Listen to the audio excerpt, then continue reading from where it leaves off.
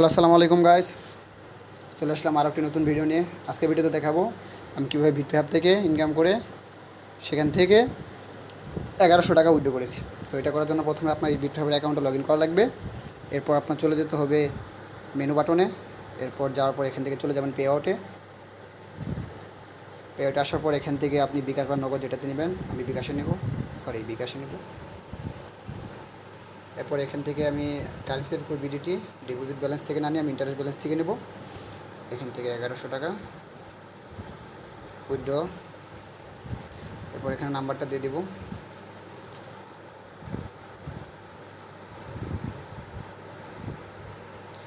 সাবমিটে ক্লিক করব। তো দেখতে পাচ্ছেন আমার উইথড্রটা জেনারেট হয়ে গেছে। কিছুক্ষণের মধ্যে আমার অ্যাকাউন্টে টাকা চলে আসবে।